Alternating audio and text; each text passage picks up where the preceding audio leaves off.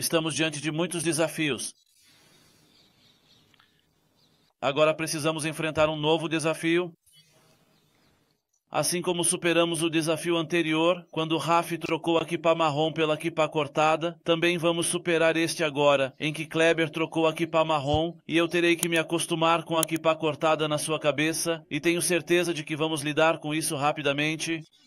A transformação aqui vai acontecer muito rapidamente.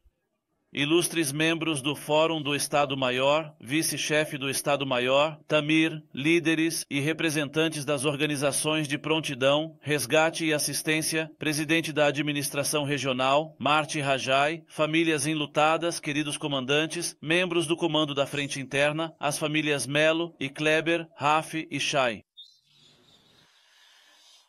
Antes de começar minhas palavras em homenagem a esta comovente cerimônia de troca de comando, é nosso dever abordar o grave incidente que ocorreu esta manhã no cruzamento de Batalid, onde vários soldados das FDI ficaram feridos em um ataque terrorista. Estamos ao lado dos feridos e de suas famílias. As FDI não permitirão que o terrorismo levante a cabeça e continuaremos a agir com determinação, força e responsabilidade para garantir a segurança de cada cidadão e soldado do Estado de Israel. Primeiramente, gostaria de me dirigir pessoalmente a vocês, líderes dos serviços de resgate e assistência, assim como às autoridades locais que estão presentes aqui. A vossa ligação com as FDI é vital e salva vidas, além de fortalecer a resiliência nacional. Eu vi vocês em ação durante a guerra e também antes dela. Vocês trabalham conosco diariamente com um senso de missão e são uma parte inseparável do sucesso desta campanha complexa para as FDI e para o Estado de Israel. Estamos reunidos aqui esta noite para transferir o comando da Frente Interna do general Raf Milo para o general Shai Klepper. David Ben-Gurion afirmou que, em uma guerra, não é apenas a força do exército que determina o resultado, mas sim a força total do povo como um todo e, acima de tudo, sua resiliência moral e mental. Com essas palavras, Ben-Gurion resumiu a ligação entre a força da retaguarda e a força das FDI.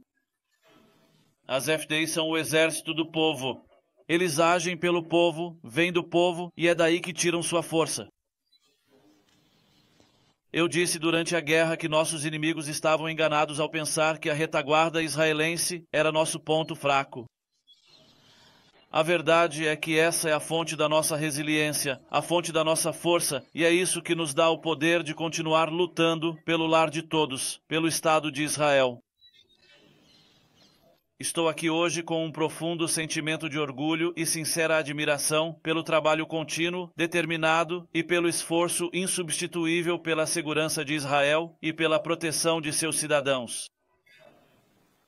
O comando da retaguarda não é apenas uma unidade operacional, é o escudo protetor da sociedade israelense. Atacamos nossos inimigos em todo o Oriente Médio, graças a fortes capacidades ofensivas e reduzimos os danos à nossa retaguarda.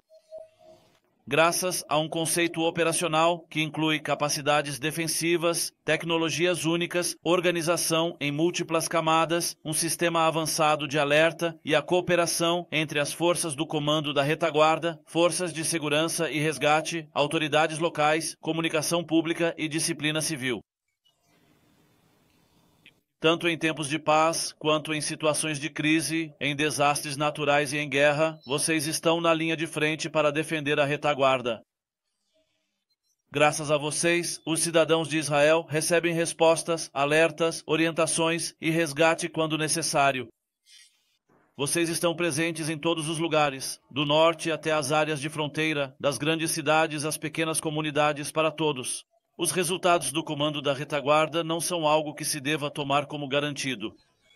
Eles são fruto de um planejamento cuidadoso, da manutenção de um alto estado de prontidão, da cooperação com as autoridades de emergência e resgate, de treinamento incansável e de um espírito de missão excepcional.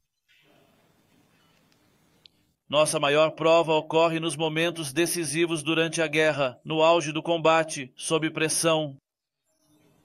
Vocês conseguiram enfrentar o desafio, oferecer uma resposta e transmitir uma sensação de segurança nacional. O público em Israel confia em vocês, e eu, assim como todo o Exército de Defesa de Israel, tenho total confiança em vocês. Estamos nos encontrando em tempos diferentes e em um período de guerra prolongada e complexa. Em todas as nossas atividades, agimos a partir de um conceito que leva a guerra para o território inimigo, onde combinamos ações decididas e proativas, independentemente de onde identificamos uma ameaça, para proteger nossas fronteiras, impedir uma ameaça existencial, enfraquecer nossos entes queridos, tanto próximos quanto distantes, derrubar o regime de Hamas, trazer os oprimidos de volta para casa e vencer a guerra. Há cerca de um mês, foi concluída a Operação Amqalbi, que causou grandes danos ao programa nuclear do Irã. Durante a operação, ficou mais uma vez evidente a influência que a liderança da Frente Interna exerce no terreno, o que salvou muitas vidas. Desde a ativação dos sistemas de alerta, passando pela realização de campanhas de conscientização, até o resgate de civis isolados nas áreas atingidas. O comando enfrentou corajosamente desafios sem precedentes, trabalhou em estreita colaboração com as forças de segurança e resgate, fortaleceu o vínculo e a confiança entre as forças de defesa de Israel e a sociedade israelense e contribuiu para o sucesso de toda a operação. Junto com os muitos resultados, não esquecemos o preço doloroso que pagamos. Lembramos os caídos da guerra, que perderam a vida no terrível dia do fracasso, em 7 de outubro, incluindo os soldados do comando da Frente Interna, que lutaram bravamente para deter os terroristas. Eles arriscaram a vida nos combates e caíram para defender a pátria. Continuaremos a abraçar e apoiar as famílias enlutadas em todo o percurso, a estar ao lado dos nossos feridos e a ajudá-los nos seus processos de cura e reabilitação. Neste momento, gostaria de expressar meu agradecimento e reconhecimento ao general Rafi Milo, o comandante cessante. Rafi, sob o seu comando, o comando da Frente Interna passou por uma modernização significativa, tanto operacionalmente quanto tecnologicamente e organizacionalmente. Você esteve na linha de frente desde o primeiro dia, durante a longa e dolorosa campanha Espada de Ferro e também durante a Operação Cão, onde o comando da Frente Interna operou em condições complexas, sob um ataque em grande escala, intenso bombardeio da retaguarda e sob uma pressão sem precedentes. Sua liderança, sua determinação, seu discernimento e sua capacidade de liderar pessoas em momentos decisivos merecem todos os elogios. Você está transferindo o comando em um momento em que ele está forte, preparado e conta com total apoio da confiança do público. Além da sua contribuição até aqui, sabemos que você ainda trará muito na sua próxima função no Estado-Maior como comandante do Comando Norte. Você conhece o perfil do Comando Norte e seus desafios? Estou convencido de que você levará uma combinação de habilidades e qualidades para lá, incluindo o desafio de manter a população nas fronteiras, fortalecer a segurança e a confiança. Sivan e crianças, agradeço a vocês pelo apoio constante e pelo suporte inabalável que dão ao Rafi. Em tempos tanto de sucesso quanto de dificuldade, vocês estiveram presentes e deram forças a ele. Vocês tornaram possível para ele trabalhar pela segurança do país. Tenho certeza de que também nesse novo caminho, você continuará ao lado dele e será uma parte inseparável de seus sucessos. Sivan, muito obrigado. Neste momento, damos as boas-vindas ao general Shai Klepper, o novo chefe do comando da Frente Interna, e expressamos nosso apreço por ele. Klepper é um oficial com ampla experiência operacional que provou seu valor repetidas vezes no campo de batalha e em todas as funções que desempenhou. Shai, você traz espírito de luta, ousadia, um profundo senso de responsabilidade de comando e um verdadeiro compromisso enraizado com a missão de proteger a retaguarda de Israel. Você agiu dessa forma em sua posição mais recente, defendendo as comunidades do norte contra os ataques do Hezbollah, tanto na defesa quanto no ataque.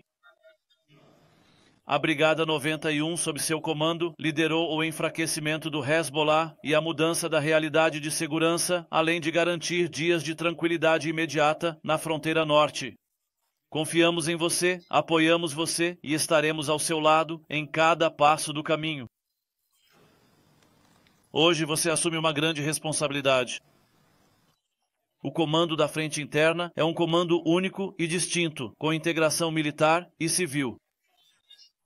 É um comando nacional conectado às operações do Estado-Maior-Geral e que possui grande autonomia na formação e utilização de sua força. O comandante do comando da Frente Interna deve combinar determinação, firmeza, cooperação e sensibilidade.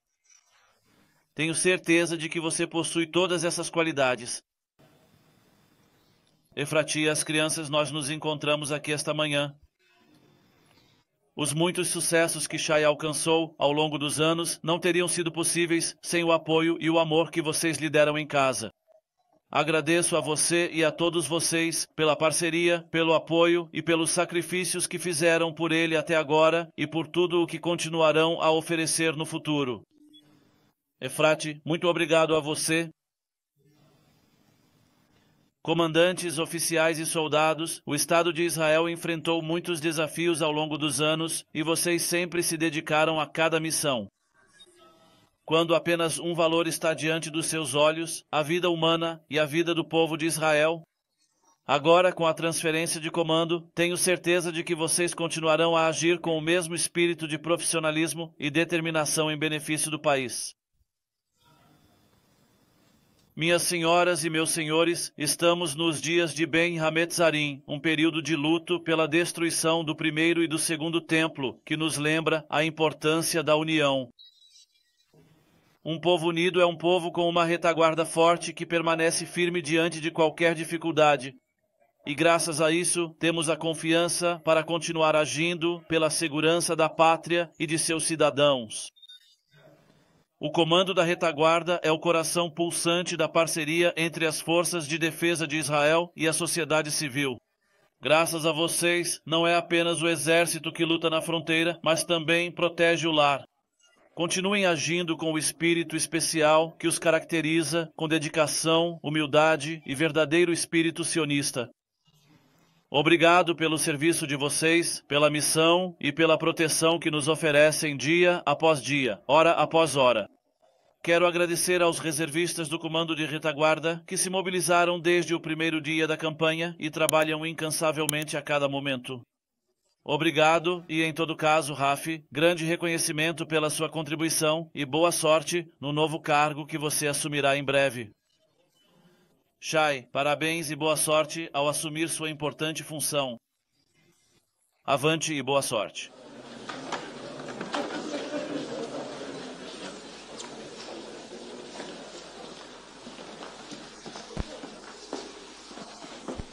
Uma boa noite, senhoras e senhores.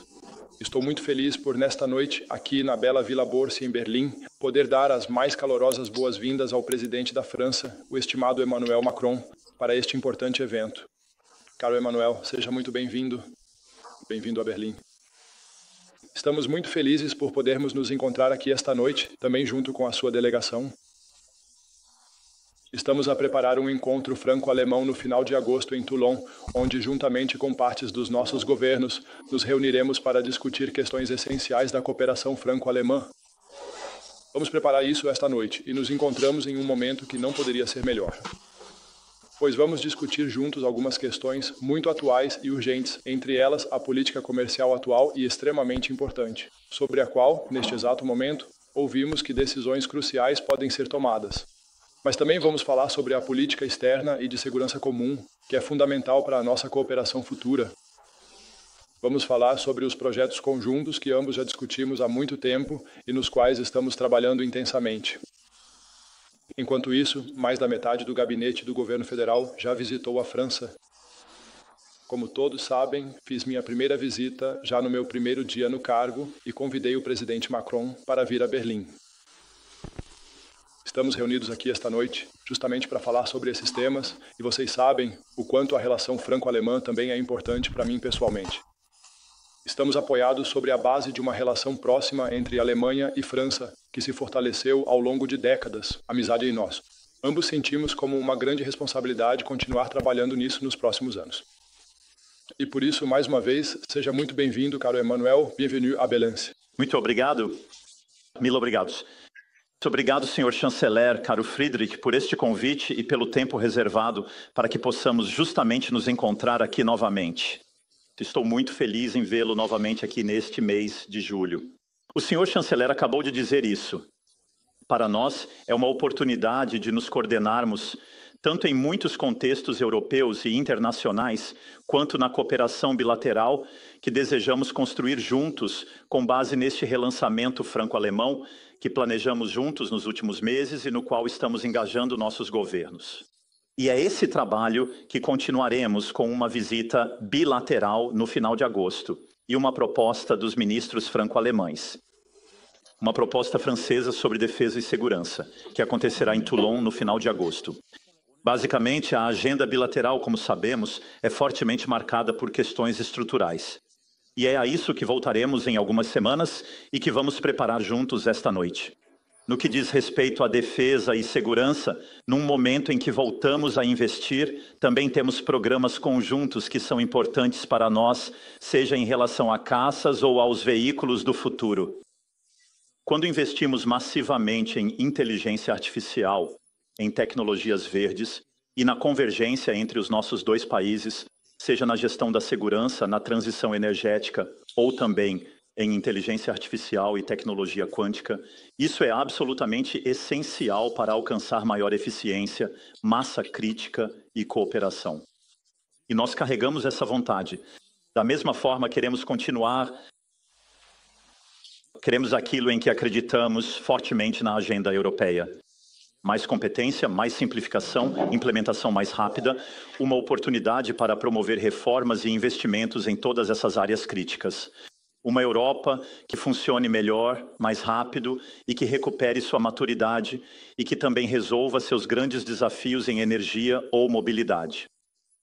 Essa agenda também é marcada pela situação atual. É por isso que vamos voltar às questões comerciais. Vamos nos despedir esta noite, após os acontecimentos dos últimos dias. Mantemos contato contínuo e próximo com o chanceler e também estamos em diálogo constante com nossos colegas italianos, assim como com nossos colegas europeus e, naturalmente, com a presidente da comissão. Isso acontece para que possamos acompanhar, coordenar e, em conjunto, adotar nossa resposta coletiva à ofensiva tarifária que foi apresentada, com uma vontade clara e comum que compartilhamos plenamente. Nomeadamente, a vontade decisiva de criar estabilidade e segurança e de manter as tarifas mais baixas. Mas também que sejamos respeitados como parceiros, como sempre fomos. Os atores nas regras do comércio internacional que estabelecemos para nós mesmos e nas quais continuamos a acreditar. E neste contexto, as negociações são possíveis. Não vou entrar nesses detalhes técnicos aqui, mas o objetivo é alcançar uma verdadeira convergência entre nós e o presidente da Comissão Europeia para garantir a distribuição final mais rápida e eficiente do procedimento tarifário. Voltamos ao tema da crise e da segurança. Claro que há apoio à Ucrânia e à defesa na Europa em um contexto interessante. Mas eu realmente gostaria de destacar a qualidade do trabalho que construímos juntos nos últimos meses e o trabalho que realizamos em conjunto também com a primeira-ministra Kirsten Armor e o primeiro-ministro Donald Tusk, que realmente estruturaram a coalizão de voluntários para nós. Acredito que isso tem sido fundamental para manter os europeus e também outros aliados unidos e para fazer as coisas avançarem, como vimos nos eventos recentes. E, naturalmente, também vamos falar sobre o que está acontecendo no Oriente Médio e no Próximo Oriente, em um contexto em que nossos dois países, assim como o Reino Unido, têm uma responsabilidade especial no âmbito do Acordo de Não Proliferação JCPOA com o Irã. Pois, como você sabe, a cláusula de snapback será ativada em algumas semanas. E, portanto, temos a responsabilidade de promover o debate para que esta região possa continuar a viver em segurança. Não vou me alongar mais, mas você pode ver como os temas são importantes e quanto amizade pessoal existe entre nós, entre nossos dois países, e nossa vontade de aproveitar este momento para avançar e melhorar nossa agenda. A reciprocidade e a cooperação europeia são essenciais e quero agradecer ao chanceler federal Friedrich pelo convite, pelo tempo dedicado e pela discussão que teremos. Muito obrigado, Frederick. Muito obrigado, senhoras e senhores. Nos vemos mais tarde. Muito obrigado. Exatamente há um mês terminou a Operação Com Coração de Leão, uma das operações mais ousadas, poderosas e bem-sucedidas em todos os anos de existência do Estado de Israel. Durante a operação, que durou 12 dias, eu disse: agimos no último momento, antes que o Irã conseguisse desenvolver armas nucleares e antes que conseguisse desenvolver dezenas de milhares de mísseis balísticos que também nos colocariam sob risco de aniquilação. Eu disse: o último momento é como o minuto 90. Essa é uma expressão para a última oportunidade, o momento da verdade. Jabotinsky usou as palavras "o último momento" nas décadas de 1920 e 1930 do século passado, quando alertou os judeus da Europa sobre o crescente antissemitismo. Houve aqueles que o ouviram, mas infelizmente muitos outros indivíduos de fato não o ouviram, o que é uma pena. Eles simplesmente não internalizaram o perigo, a real e grave ameaça do perigo iminente que os cercava.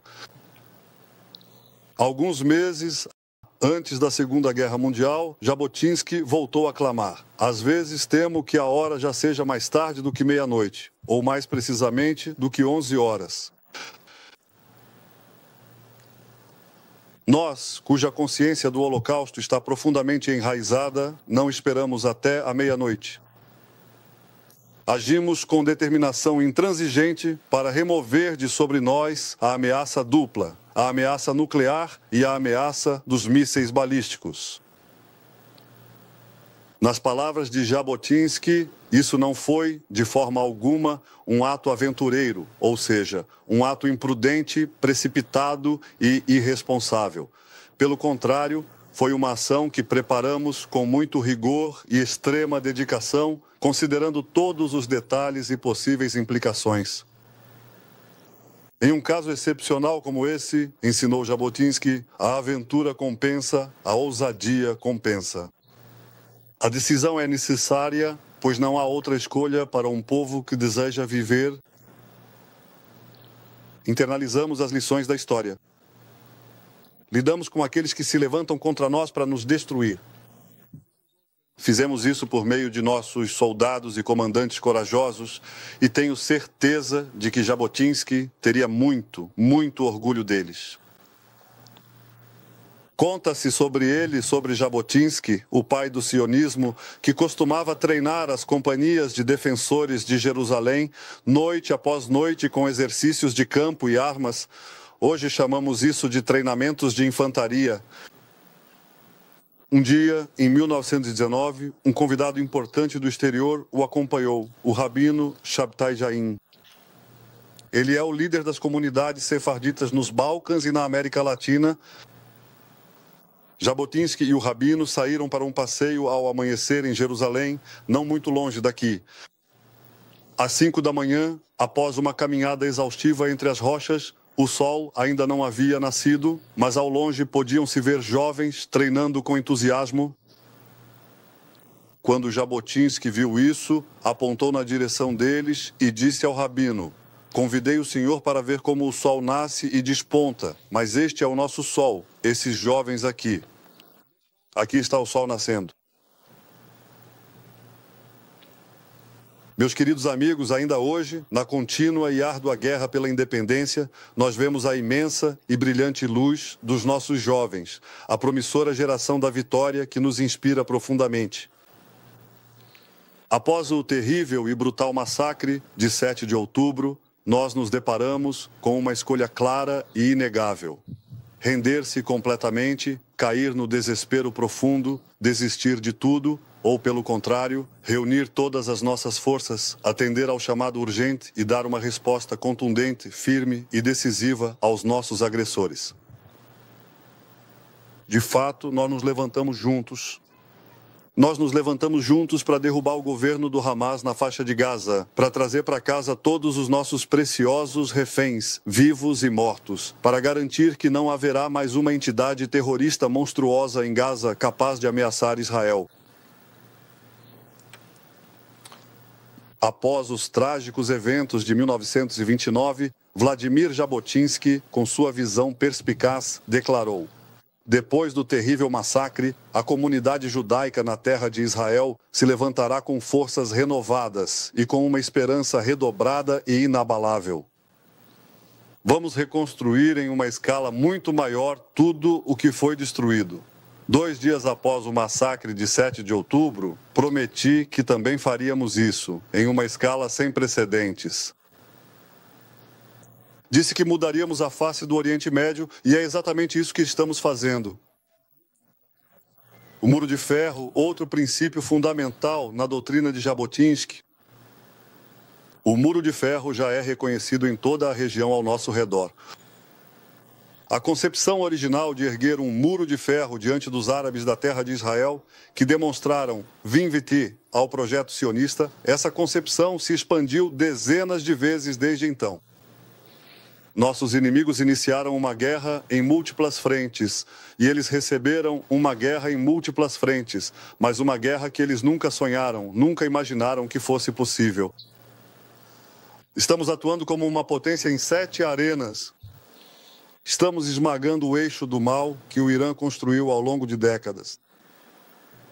E quero deixar claro, ainda há grandes desafios pela frente e, é claro, também há preços pesados e dolorosos que estamos pagando. Nossos soldados estão destruindo com sacrifício sem fim as capacidades do Hamas na faixa de Gaza, acima do solo e abaixo do solo.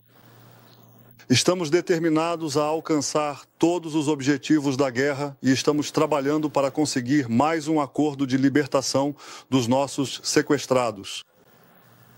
Mas se o Hamas interpreta nossa disposição para chegar a um acordo como fraqueza, como uma oportunidade para nos impor condições de rendição que coloquem o Estado de Israel em risco, ele está muito enganado. Estamos determinados a trazer todos de volta e assim faremos. Ao mesmo tempo, não abandonaremos nossos irmãos drusos no sul da Síria. Não podemos permanecer indiferentes às cenas de horror que continuam a ser reveladas em As-Suaida. Hoje me encontrei com o líder da comunidade drusa em Israel, o Sheikh Mouafak Tarif. Disse a ele que, diante do terrível massacre, nossa política no sul da Síria ganha ainda mais relevância. Desmilitarizaremos a área ao sul de Damasco, até junto à nossa fronteira, e faremos tudo o que for necessário com ainda mais empenho para ajudar e proteger os drusos.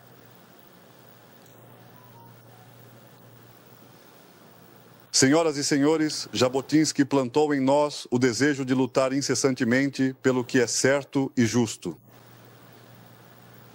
Durante a vida de Jabotinsky, ele foi alvo de insultos, foi alvo de inúmeras difamações. Infelizmente, esse costume não desapareceu do mundo e talvez, de certa forma, apesar do nosso desejo de unir o povo, de debater dentro dos limites do discurso aceito em uma democracia. Apesar desse desejo, a situação hoje é incomparavelmente mais grave. Hoje não se trata apenas de insultos e difamações, mas, como disse o presidente, ameaças concretas à vida de um primeiro-ministro em Israel. Esses dias, essas ameaças foram se acumulando diante da ineficácia das autoridades de aplicação da lei, bem como de muitos agentes e líderes públicos. Como líder da oposição, eu me opus aos gritos de traidor dirigidos a um primeiro-ministro em Israel e, muito mais ainda, à incitação para assassinar um primeiro-ministro. Tudo está documentado, tudo está filmado. Hoje em dia, na grande e esmagadora maioria dos casos, felizmente, mas não em todos os cenários, reina um silêncio absoluto e perturbador. Isso precisa mudar de forma urgente e a aplicação da lei precisa ser alterada e implementada de maneira rápida e eficaz. mas pelo menos posso dizer sobre Jabotinsky que, com o passar dos anos, até mesmo os continuadores do caminho de seus adversários elogiam sua visão de futuro. Nós somos fiéis a Jabotinsky. Obviamente, não precisávamos de uma súbita iluminação para reconhecer as múltiplas facetas de sua personalidade. Ativista e humanista, guerreiro e criador, figura de honra e aspirante à paz. Hoje dizemos, talvez em palavras um pouco diferentes das de Jabotinsky, mas com a mesma ideia: paz através da força. Há 85 anos, no último ano de vida de Jabotinsky, a proximidade entre ele e meu pai se fortaleceu muito. Meu pai, o professor Benzion Netanyahu, de abençoada memória, reconheceu as vantagens de contar com os Estados Unidos para a realização da visão sionista. Na véspera da Segunda Guerra Mundial, ele viajou para Londres. Foi lá que Jabotinsky estava hospedado. E disse-lhe explicitamente: é preciso transferir o centro de gravidade da atividade sionista diplomática para os Estados Unidos, para a América. Os Estados Unidos, ele disse, são a potência emergente no mundo. Apesar da pouca idade do meu pai, e saibam, ele tinha apenas 28 anos na época. Jabotinsky ouviu e concordou. E em poucos meses, eles próprios se encontraram em Nova York, cercados por apoiadores do movimento Betar e do Etzel. Mesmo quando Jabotinsky faleceu repentinamente, eles não desistiram e, diante de todas as dificuldades, não cessaram o esforço para realizar a ideia do exército hebraico e do Estado hebraico independente. Isso não pôde evitar o terrível golpe que sofremos no Holocausto, pois não tínhamos um Estado nem um exército. Mas, no final das contas, esses são os dois componentes da visão que nos trouxeram até aqui. Pensei sobre isso há 2 semanas, durante a importante visita diplomática a Washington. Por muitas gerações, nosso povo conheceu uma fraqueza crônica. Nossos antepassados não portavam armas, não demonstravam atividade, eu diria, não mostravam qualquer resistência ativa aos opressores. Por outro lado, hoje devolvemos o poder às nossas mãos. Defendemos com coragem o nosso país contra o fanatismo bárbaro e também cooperamos com a potência mais forte do mundo para proteger os valores da liberdade, da cultura humana e da dignidade humana. Para proteger a vida. Essa cooperação fortalece a segurança e também trará, com a ajuda de Deus, novas oportunidades de paz, prosperidade e progresso em nossa região. Sobre tudo isso, costumava dizer o betarista professor Yosef Nedava, de abençoada memória, que era fiel a Jabotinsky. Ele escreveu: de ti damos o que é teu. De ti, Jabotinsky, que foste um dos fundadores da independência e da força de Israel, de ti damos o que é teu.